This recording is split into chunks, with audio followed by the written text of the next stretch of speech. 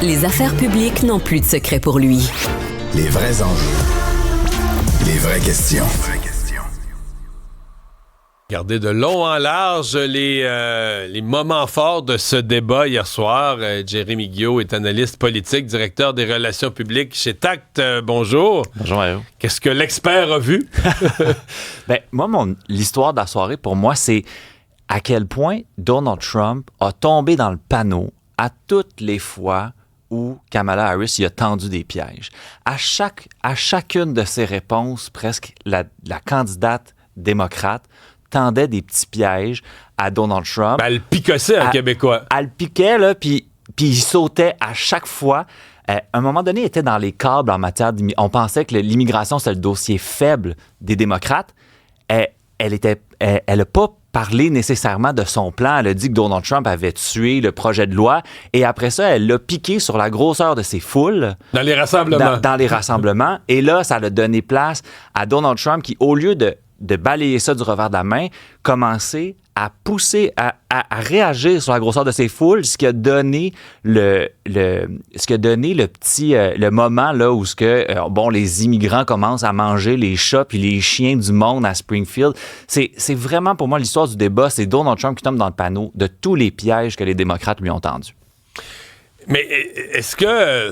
Des fois, je me demandais hier, est-ce que c'est de la politique ou de la psychologie? En d'autres termes, est-ce que Kamala Harris a été conseillée par des experts en politique ou c'est carrément des experts en psychologie qui ont dit, Trump, on l'a étudié, là, si tu dis tel mot, telle phrase, tu le piques sur la grosseur de ses rassemblements, que le monde trouve ça plate, ses discours des rassemblements, ça va être tellement profond, là, ça y rentre en dessous de la peau, il pourra pas réagir et qu'ils ont réussi ça. C'est sûr qu'il y avait des experts en psychologie autour de la table. Alors que ce débat-là aurait pu être sur les démocrates sur la défensive, Kamala Harris qui défend le bilan de Joe Biden et de Kamala Harris alors qu'elle était vice-présidente, ça a été le tempérament de Donald Trump et un peu son manque d'humanité dans ses réponses. Pour moi, ça a été une belle victoire démocrate, mais surtout une opportunité manquée des républicains. L'objectif des deux côtés est à peu près le même. Définir Kamala Harris. Du côté républicain, tu voulais définir Kamala Harris comme étant la candidate d'extrême gauche, un peu marxiste, la continuité de Joe Biden. Et de l'autre côté, tu voulais montrer que tu étais présidentielle, capable de gouverner, plus au centre. Tu voulais pas être perçu comme la woke de la scène.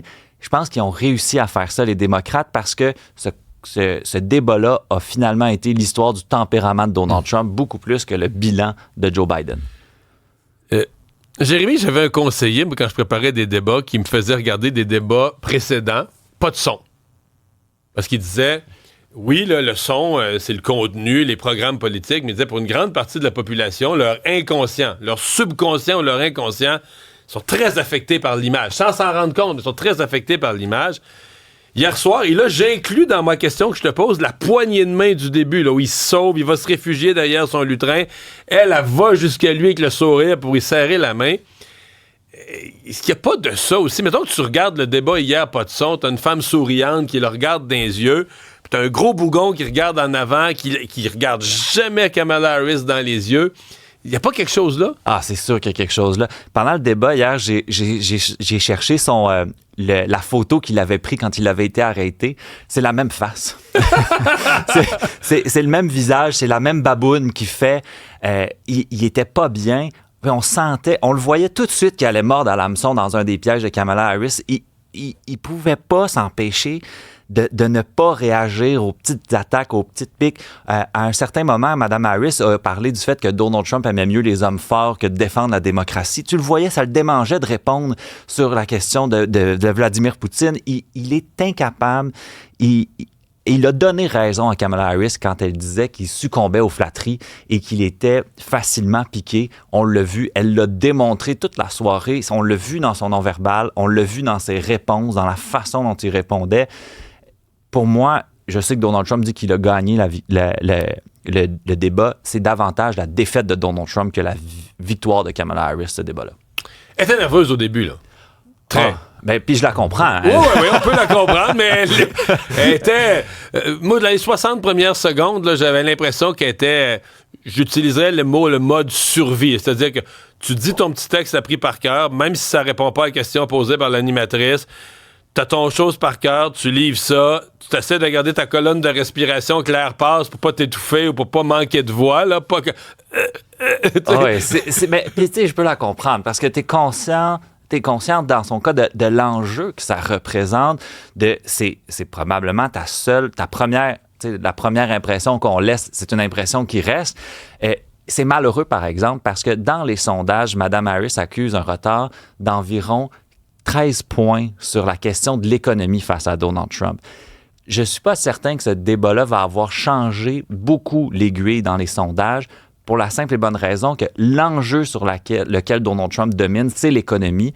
Et l'enjeu que l'on n'a pas beaucoup parlé dans cette question-là, c'est l'économie. Mais lui, Donald Trump avait pas l'air d'être en mode enjeu économique hier. Il avait l'air...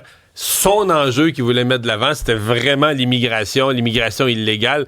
Parce que sur l'économie, où à mon avis, il y avait des points à marquer, il n'a même pas parlé d'économie, il a fait dévier le débat économique sur l'immigration, donnant l'impression qu'il voulait ramener tous les sujets aux immigrants. Bon, puis que ça finit par être qu'ils mangent des animaux de compagnie, là.